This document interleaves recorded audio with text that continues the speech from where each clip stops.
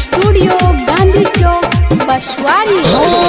जल्दी से काबर उठाबे बात माने जान गे, जल्दी से काबर उठाबे बात माने जान गे। बुलेट पर बैठ के जान गे घूमे बो बाबा धाम गे। बुलेट पर बैठ के जान गे घूमे बो बाबा धाम गे। बुलेट पर बैठ के जान गे घूमे बो बाबा धाम गे।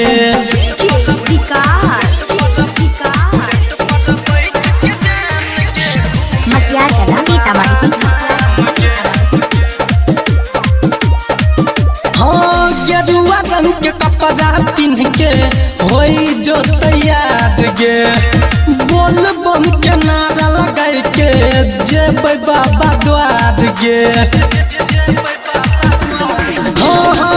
गेरुआ रंग के कपड़ा पिन के होई जो तैयार गे। बोल बम के नारा लगाई के जेबै बाबा द्वार गे। हो जेत तोहर पूरा सब अधूरा काम गे। बुलेट पर बैठ के जान गे घूमे बो बाबा धाम गे। बुलेट पर बैठ के जान गे घूमे बो बाबा धाम गे।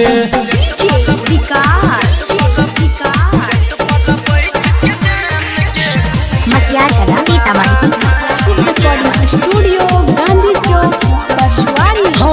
बाबा पे चढ़ाइले जान तू बेल पतिया होई जे तो पूरा तोहर दिलबा के बतिया।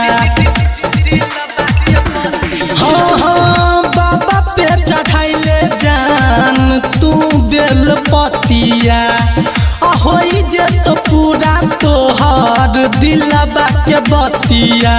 राइटर सनी सागर बात संजित कले नहीं मान गे।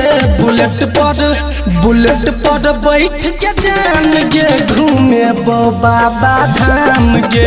बुलेट पर बैठ के जान गे घूमे बो बाबा धाम गे।